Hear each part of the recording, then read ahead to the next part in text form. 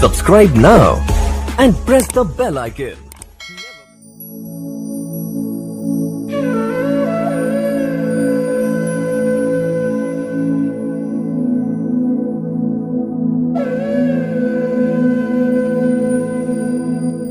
तो जी जय श्री कृष्ण, जय जय श्री राधे। अब बेला पतार में इस धनीदास ब्राह्मण की रक्षा करने के बाद तुलसी बाबा आगे बढ़े। देखिए, हम आपको बता दें, ब्रह्मलीन धर्म सम्राट स्वामी करपात्री जी महाराज एक परिव्राजक संत थे, धर्म की मूर्ति ही थे। और उन्होंने भारत की अखंड भारत की यात्रा, जिसमें बर्मा, भूटान, तिब्बत, बांग्लादेश और उस समय का पाकिस्तान भी आता था। ब्रह्मलीन धर्म सम्राट स्वामी करपात्री जी महाराज ने इस अखंड भारत की परिक्रमा 3 बार की। और इसे कहते हैं परिव्राजक स्थिति। आपने भागवत में सुना होगा कि शुकदेव जी 2 घड़ी से अधिक, अर्थात गौ दूहने के समय से अधिक कहीं नहीं रुकते थे। अगर उन्हें कुछ खाने के लिए कुछ भिक्षा नहीं मिलती, कुछ भोजन के लिए, पेट भरने के लिए भिक्षा नहीं मिलती, तो वे किसी प्रकार की आशा नहीं रखते थे, वे आगे बढ़ जाते थे। क्योंकि आशा के बाद निराशा आती है, और जो आशा और निराशा से रहित है उसे ही परिव्राजक संत कहते हैं, जो अपने ही स्वरूप में स्थित हो चुका है। अब तुलसी बाबा बेला पतार से आगे बढ़े हैं। एक घना जंगल पड़ा, उस घने जंगल में तुलसी बाबा एक वृक्ष के नीचे छांव में लेट गए। बड़ा ही घना जंगल है, दूर दूर तक कोई नहीं दिख रहा है। उसी समय तुलसी बाबा को अनायास भूख लगी।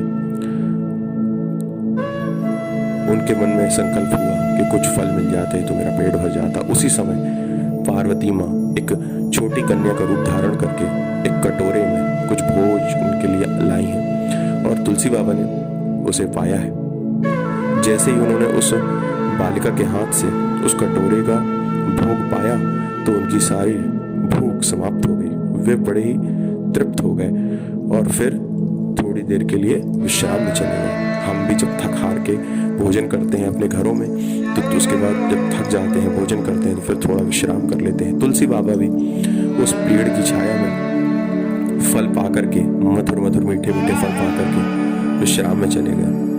और जब उनकी नींद खुली तो देखा आसपास कोई भी नहीं है। तुलसी बाबा समझ गए कि जब भक्त भगवान के मार्ग पर चल देता है तो प्रभु पग पग पर उसकी रक्षा करते हैं। भागवत भूषण स्वामी दीनदयाल पांडे जी महाराज सदा कहते हैं कि जिसने दूध दिए, जिसने दांत दिए वो दूध देता है, जिसने पेट बनाया है वो हमारी रोटी की व्यवस्था भी करता है। परमात्मा पे जो भरोसा करके इस संसार में परमात्मा का गुणगान गाते हुए परमात्मा में ही इस संसार को मिश्रित देखते हैं, ऐसे जीवों का सदा भगवान जीविका का ख्याल रखता है। अब तुलसी बाबा यहाँ से आगे बढ़े हैं और कुछ दिनों की यात्रा के बाद हालाग्राम गांव पर पहुंचे हैं। हालाग्राम गांव में राम कथा का सप्ताह पारायण हो रहा था। तुलसी बाबा ने विचार किया, देखिए, जिस प्रकार से हम तीर्थों में जाते हैं तो वहां पर भगवान की मंदिर, भगवान के सिद्ध स्थान, देवी देवताओं के सिद्ध स्थान हमें मिल जाते हैं। कहते हैं जहाँ शराब ना मिलती हो, लेकिन अगर वहाँ शराबी चला जाए तो वो शराबी उस स्थान पे जहाँ हम बरसों से रह रहे हैं पर हमें नहीं पता कि वहाँ शराब मिलती है, वो शराबी 1 घंटे में, कुछ क्षणों में ही वहाँ शराब कहाँ मिलती है ये ढूंढ के वहाँ पहुँच जाएगा और शराब प्राप्त कर लेगा। आवश्यकता ही आविष्कार की जननी होती है। जो जिस विषय के रस का रसिक होता है उसे वह विषय अपनी ओर आकर्षित कर लेता है। जिस प्रकार शराबी को शराब प्रिय है, जुआरी को कितना भी मना करो उसे जुआ प्रिय है, उसी प्रकार से जिसे भक्ति के रस का चस्का लग गया है, उस भक्तिमय जीव के लिए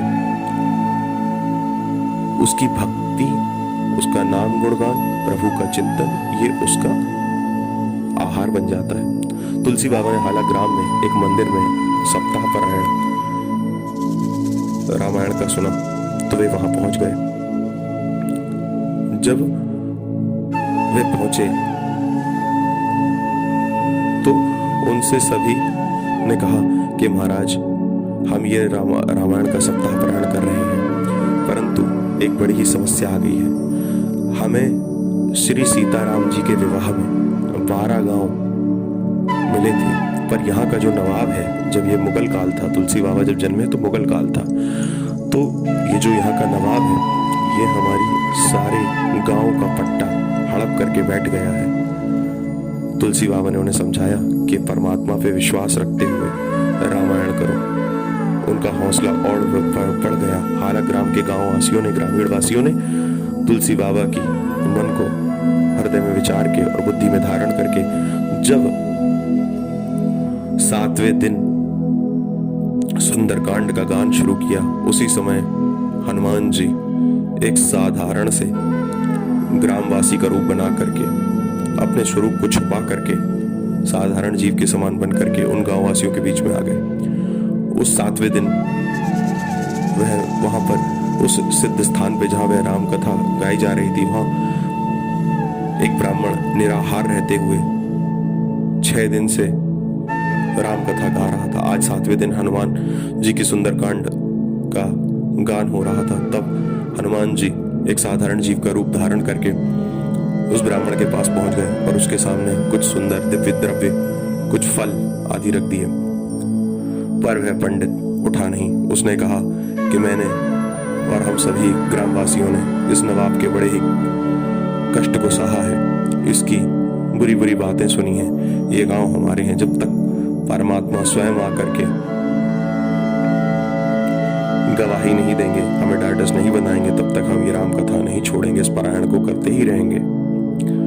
तब हनुमान जी ने उस ब्राह्मण के सामने अपना असली रूप प्रकट किया और उसे बताया कि जहां जहां भगवान श्री राम के कोई भी कार्य हंसते हैं, जहां भगवान श्री राम को जो भी आर्तवाणी से पुकारता है, परमात्मा की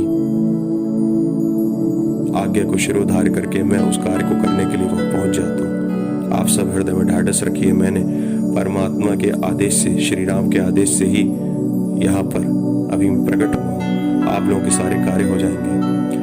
तब हनुमान जी ने अपनी पूंछ में से 2 बाल तोड़े। एक बाल था जग शांति कर और एक बाल था जग भस्म कर, जगत शांति कर और जगत भस्म कर। वह 2 बाल हनुमान जी ने उस ब्राह्मण को दिए और कहा आप सभी गांववासी उस नवाब के पास जाएं और जब आप लोग उससे बात करें तो पहले बड़े ही नम्रता से उससे निवेदन करना, अगर वह नहीं माने तो आप जगत भस्म कर बाल को आगे रख करके उसे श्राप दे देना। उन पंडितों ने और हालाग्राम के वासियों ने ऐसा ही किया। पहले तो उस नवाब के पास जाकर निवेदन किया, जब नवाब नहीं माना तो फिर दूसरे रोम को आगे करके जगत भस्म कर रोम को आगे करके बड़े ही रोष के साथ उस ब्राह्मण ने श्राप दे डाला। जैसे ही ब्राह्मण ने रोष किया, लंका दहन का स्वरूप, लंका दहन की छवि उस नवाब के महल में प्रकट हो गई। नवाब भय से कातर हो उठा और उस ब्राह्मण से कहा और उन हालाग्राम गांव के ग्रामवासियों से कहा कि आप लोग हृदय में धैर्य धारण कीजिए, आप लोग चिंतातुर न हो, मैं आपके सारे गांव वापस कर देता हूं। उसी समय तुरंत पट्टा करके उस नवाब ने 12 गांव हालाग्राम के ग्रामवासियों को, जो कि राम विवाह में उन्हें मिले थे, वापस कर दिए। इसके बाद उस पंडित ने जगत शांति कर रोम को आगे किया और मंत्र पढ़ करके जैसे ही आंखें खोली तो वह सब कुछ जो लंका दहन का स्वरूप स्थित हो गया था, जो लंका दहन की विचित्र स्थिति उत्पन्न हो गई थी, वह सब मिट गई। कहीं कोई आग नहीं थी, नवाब शांति से बैठा हुआ था, महल में सब कुछ अपनी जगह यथावत रखा हुआ था। और इस प्रकार से तुलसी बाबा ने हनुमान जी की सहायता से हालाग्राम वासियों की मदद की और उन्हें उनके गांव वापस दिलाया। इसके बाद अब हम अगली कथा कल आपको सुनाएंगे। जय श्री कृष्ण।